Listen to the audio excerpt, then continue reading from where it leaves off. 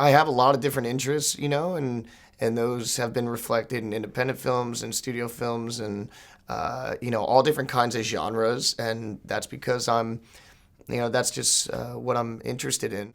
For me, yeah, the actors that I really kind of admire and the careers that I like are guys who, when you go see their film, you're getting shades of them, but hopefully you're not just watching like a certain personality over and over again. And I like the guys that kind of do comedy and drama and can, are just really committed. I was saying that I was in like funny friend shape before this movie came along, and we filmed this movie like 2 years ago. So I just finished Whiplash, but the movie hadn't come out, and I hadn't really done anything. I'd never done a movie that required a certain physicality from me. Although actually, in like the first Divergent movie, my character was supposed to be like a tough guy, and in the books they said he was like the best fighter. So I did some training for that, but nothing compares to boxing training. Look, certain movies are going to require certain things of you, and maybe for like this kind of certain romantic comedy, it's pretty much all in the pages, and there's not a ton of like real prep that you need to do for it.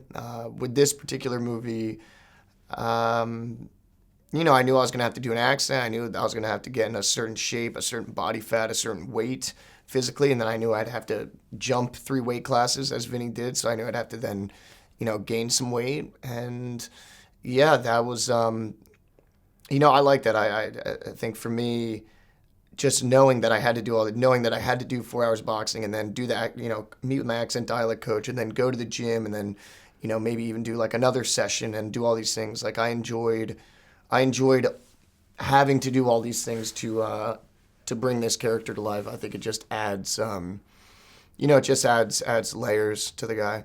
Like I love, I love acting. The film business, that's its own thing sometimes, but in terms of just like the core of acting and doing scenes and connecting with your other actor and collaborating with the director, that's, to me, that's what's exciting. But you still need a director to hire you. Like you still need someone to give you the opportunity to, play this part or show something that you hadn't shown before. So usually, there's going to be a couple of people that need to sometimes, take a chance on you. And that's out of your control.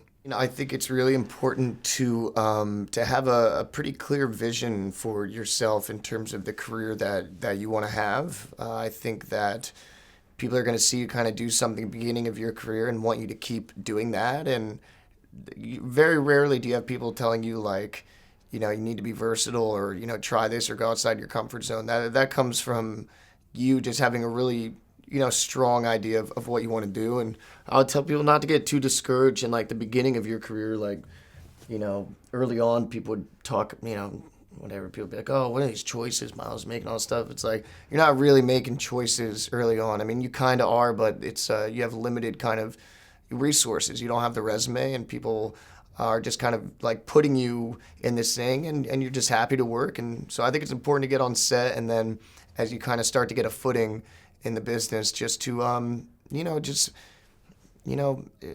studios and casting directors don't always have the biggest imagination with things. So I would just say be true to yourself and commit to the career that you want.